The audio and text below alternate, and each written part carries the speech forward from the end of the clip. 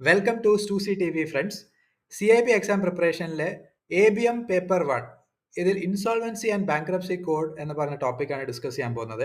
Exam point of വ്യൂയിൽ നിങ്ങൾ പോഡ്കാസ്റ്റിൽ ശ്രദ്ധിക്കേണ്ട ടോപ്പിക്സ്: ഇൻസോൾവൻസി ആൻഡ് ബാങ്ക്രപ്സിയുടെ ഡെഫിനിഷൻ, ഇൻസോൾവൻസി കോഡ് ആർക്കൊക്കെ ആപ്ലിക്കബിൾ ആണ്, ഇതിലെ ലീഗൽ ക്ലോസസ് എന്തൊക്കെയാണ്, ഇതുവരെയുള്ള റിക്കവറി ലോസിൽ നിന്ന് ഇത് എങ്ങനെ ഡിഫറൻ്റ് ആണ്. കേൾക്കാം. നമസ്കാരം. നിങ്ങളുടെ CAIB പരീക്ഷയുടെ തയ്യാറെടുപ്പിലാണോ? എങ്കിൽ വരൂ, ഇന്ത്യയുടെ 2016 ഇൻസോൾവൻസി ആൻഡ് ബാങ്ക്രപ്സി കോഡിനെക്കുറിച്ച് ഏറ്റവും ലളിതമായി നമുക്ക് മനസ്സിലാക്കാം. ഇത് നിങ്ങളുടെ പരീക്ഷാ തയ്യാറെടുപ്പിന് ഒരു വലിയ മുതൽക്കൂട്ടാവും. ശരി, അപ്പോൾ നമുക്ക് തുടങ്ങാം അല്ലേ? നമ്മൾ ആദ്യം നോക്കാൻ പോകുന്നത് IBC വരുന്നതിന് മുൻപുള്ള ആ ഒരു സങ്കീർണമായ അവസ്ഥയെക്കുറിച്ചാണ്. പിന്നെ അതിനൊരു പരിഹാരമായി IBC എങ്ങനെ വന്നു, അതിലെ പ്രധാനപ്പെട്ട ചില വാക്കുകളുടെ അർത്ഥമെന്താണ്, ഇതിന്റെ നടപടിക്രമങ്ങൾ എങ്ങനെയാണ്, ഇത് ആർക്കൊക്കെ ബാധകമാണ്, പിന്നെ ഏറ്റവും ഒടുവിൽ നിങ്ങളുടെ പരീക്ഷയ്ക്ക് വേണ്ടിയുള്ള ഏറ്റവും പ്രധാനപ്പെട്ട പോയിന്റുകൾ. അപ്പോൾ നമുക്ക് ആദ്യം തന്നെ നോക്കാം, എന്തിനായിരുന്നു IBC പോലെ ഒരു നിയമം ഇന്ത്യക്ക് അത്യാവശ്യമായി വന്നത്? എന്തായിരുന്നു അതിനു മുൻപുള്ള അവസ്ഥ? ഒന്ന് ആലോചിച്ചു നോക്കൂ. 2016 മുൻപ് എന്തായിരുന്നു അവസ്ഥ? നിയമങ്ങൾ പലതായിരുന്നു, പക്ഷേ ഒരു ഏകോപനമുണ്ടായിരുന്നില്ല. ഇത് കാരണം കടം വാങ്ങിയവർക്ക് നിയമത്തിന്റെ പഴുതുകൾ മുതലെടുത്ത് രക്ഷപ്പെടാൻ എളുപ്പമായിരുന്നു.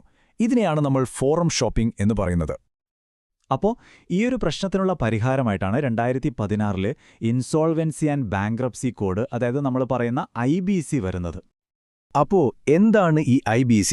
സിമ്പിളായി പറഞ്ഞാൽ, മുമ്പുണ്ടായിരുന്ന ഒരുപാട് നിയമങ്ങളുടെ ആ ഒരു കൺഫ്യൂഷനില്ലേ, അതെല്ലാം മാറ്റി കടം തിരിച്ചുപിടിക്കാനും പാപ്പരത്ത നടപടികൾക്കുമായി ഒരൊറ്റ നിയമം, അതാണ് IBC. നിങ്ങളുടെ പരീക്ഷയ്ക്ക് ഇത് വളരെ പ്രധാനപ്പെട്ടതാണ്. ഈ 4 ലക്ഷ്യങ്ങൾ ഓർത്തുവെക്കണം. ഒന്നാമതായി, ഒരു കമ്പനിയെ പെട്ടെന്ന് പൂട്ടിക്കളയുന്നതിന് പകരം അതിനെ എങ്ങനെ രക്ഷിച്ചെടുക്കാം എന്ന് നോക്കുക. 2, ബാങ്കുകളുടെ നിഷ്ക്രിയ ആസ്തികൾ അഥവാ NPS കുറയ്ക്കുക. 3, ബിസിനസ്സുകൾക്ക് സുഗമമായി പുറത്തു കടക്കാൻ ഒരു വഴി നൽകുക. 4, കടം കൊടുത്തവർ, തൊഴിലാളികൾ, ഓഹരിയുടമകൾ, അങ്ങനെ എല്ലാവരുടെയും താൽപ്പര്യങ്ങൾ സംരക്ഷിക്കുക. ശരി, അപ്പോൾ IBCയെക്കുറിച്ച് കൂടുതൽ പഠിക്കുന്നതിന് മുമ്പ് ഇതിലെ ഏറ്റവും പ്രധാനപ്പെട്ട 2 വാക്കുകൾ നമുക്ക് കൃത്യമായി മനസ്സിലാക്കണം. കാരണം ഈ വാക്കുകൾ അങ്ങോട്ടും ഇങ്ങോട്ടും മാറിപ്പോകാൻ സാധ്യതയുണ്ട്. ഇവിടെയാണ് പലർക്കും തെറ്റുപറ്റുന്നത്. ഇൻസോൾവൻസി എന്ന് പറഞ്ഞാൽ അതൊരു സാമ്പത്തിക അവസ്ഥയാണ്, അതായത് ആസ്തിയേക്കാൾ കൂടുതൽ ബാധ്യതകളുള്ള ഒരു സ്റ്റേജ്. എന്നാൽ ബാങ്ക്രപ്സി എങ്ങനെയല്ല, അതൊരു നിയമപരമായ പ്രഖ്യാപനമാണ്. കോടതി ഇടപെട്ട് ഓക്കെ, ഇയാള് പാപ്പരാണ് എന്ന ഔദ്യോഗികമായി പറയുന്ന ആ പ്രോസസ്സ്. ഈ നിയമപ്രകാരം കടം അല്ലെങ്കിൽ ഡെറ്റ് എന്ന് പറഞ്ഞാൽ വളരെ സിമ്പിളാണ്. കിട്ടാനുള്ള ഏതൊരു തുകയും, അതായത് ഏതൊരു ബാധ്യതയും കടമാണ്. അപ്പോൾ എന്താണ് ഡീഫോൾട്ട്? IBC നടപടികൾ തുടങ്ങുന്നത് തന്നെ ഈയൊരു പോയിന്റിലാണ്. കടം തിരിച്ചടയ്ക്കേണ്ട ദിവസം വന്നിട്ടും അതിന്റെ ഒരു ഭാഗമെങ്കിലും അടയ്ക്കാതിരുന്നാൽ അത് ഡീഫോൾട്ടായി. ശരി, അപ്പോൾ എന്താണെന്നും എന്തിനാണെന്നും നമ്മൾക്ക് മനസ്സിലായി. ഇനി ഇത് പ്രായോഗികമായി എങ്ങനെയാണ് പ്രവർത്തിക്കുന്നത് എന്ന് നോക്കാം, അല്ലേ? ഈ മുഴുവൻ സിസ്റ്റവും നിൽക്കുന്നത് 4 ഉറച്ച തൂണുകളിലാണ്. ഒന്നാമത്തേത് റെഗുലേറ്ററായ IBBI. ഇവരാണ് നിയമങ്ങളും ചട്ടങ്ങളുമൊക്കെ ഉണ്ടാക്കുന്നത്. രണ്ടാമത്തേത് കോടതികൾ, അതായത് NCLTയും DRTയും. ഇവിടെയാണ് കേസുകൾക്ക് തീർപ്പുണ്ടാക്കുന്നത്. മൂന്നാമത് ഈ പ്രോസസ്സ് മുഴുവൻ നടത്തിക്കൊണ്ടുപോകുന്ന ഇൻസോൾവൻസി പ്രൊഫഷണലുകൾ. നാലാമതായി എല്ലാ സാമ്പത്തിക വിവരങ്ങളും സൂക്ഷിക്കുന്ന ഇൻഫർമേഷൻ യൂട്ടിലിറ്റികൾ. ഈ 4ഉം ചേരുമ്പോഴാണ് IBC കൃത്യമായി പ്രവർത്തിക്കുന്നത്. കോർപ്പറേറ്റുകളുടെ കാര്യത്തിൽ ഈ പ്രോസസ്സ് എങ്ങനെയാണ് മുന്നോട്ട് പോകുന്നതെന്ന് നോക്കാം. ആദ്യം കടം കിട്ടാനുള്ളവർ ട്രിബ്യൂണലിൽ ഒരു അപേക്ഷ കൊടുക്കും. വരും 14 ദിവസത്തിനുള്ളിൽ ട്രിബ്യൂണൽ ഇതിലൊരു തീരുമാനമെടുക്കണം, അപേക്ഷ സ്വീകരിക്കുന്നോ വേണ്ടയോ എന്ന്. സ്വീകരിച്ചാൽ ഉടൻ തന്നെ ഒരു ഇൻസോൾവൻസി റെസൊല്യൂഷൻ പ്രൊഫഷണലിനെ നിയമിക്കും. പിന്നെയാണ് ഏറ്റവും നിർണായകമായ ഘട്ടം, ഒരു റെസൊല്യൂഷൻ പ്ലാൻ തയ്യാറാക്കൽ. അവസാനം ഒന്നുകിൽ ആ പ്ലാൻ നടപ്പിലാക്കി കമ്പനിയെ രക്ഷിക്കും, അല്ലെങ്കിൽ കമ്പനിയെ ലിക്വിഡേറ്റ് ചെയ്യും. ഇവിടെയാണ് IBCയുടെ ഏറ്റവും വലിയ പ്രത്യേകതകളിലൊന്ന്, സമയബന്ധിതമായ നടപടി. ഈ റെസൊല്യൂഷൻ പ്ലാൻ തയ്യാറാക്കാൻ കിട്ടുന്നത് കൃത്യം 180 ദിവസമാണ്. അത്യാവശ്യമെങ്കിൽ ഒരു 90 ദിവസം കൂടി നീട്ടിക്കിട്ടും, അതിനപ്പുറം പോകില്ല.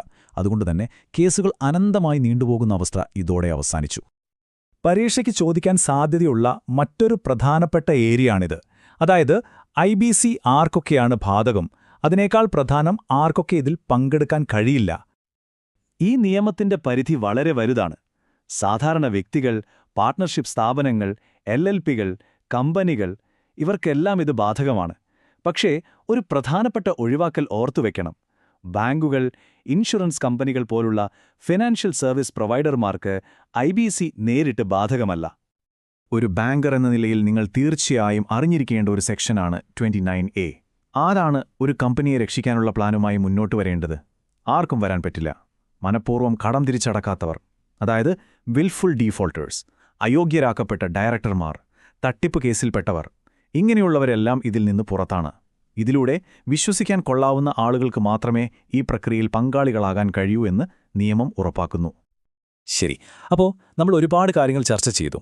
ഇനി നിങ്ങളുടെ CAIB പരീക്ഷയ്ക്ക് വേണ്ടി ഇതെല്ലാം ഒന്നുകൂടി ഓർത്തെടുക്കാം. ഏറ്റവും പ്രധാനപ്പെട്ട പോയിന്റുകൾ മാത്രം. ഒന്നാമത്തെ പോയിന്റ്, IBC ഒരു ഏകീകൃത നിയമമാണ്. ചിതറിക്കിടന്ന ഒരുപാട് നിയമങ്ങൾക്ക് പകരം ഒരൊറ്റ ശക്തമായ നിയമസംഹിത. രണ്ടാമത്, സമയം. 180 ദിവസം എന്നാ കണക്ക് ഓർക്കുക. എല്ലാം സമയബന്ധിതമായി തീർക്കണം. അതാണ് IBCയുടെ കാതൽ. മൂന്നാമത്തെ കാര്യം, ലക്ഷ്യം എപ്പോഴും പുനരുജ്ജീവനമാണ്. ഒരു ബിസിനസ്സിനെ എങ്ങനെ രക്ഷിക്കാം എന്നാണ് ആദ്യം നോക്കുന്നത്. ലിക്വിഡേഷൻ അവസാനത്തെ വഴിയാണ്. നാലാമതായി, ഈ പ്രക്രിയയെ താങ്ങി നിർത്തുന്ന 4 തൂണുകളുള്ള ഒരു പ്രൊഫഷണൽ ഇൻഫ്രാസ്ട്രക്ചർ. റെഗുലേറ്റർ, കോടതികൾ, പ്രൊഫഷണലുകൾ, ഇൻഫർമേഷൻ യൂട്ടിലിറ്റികൾ.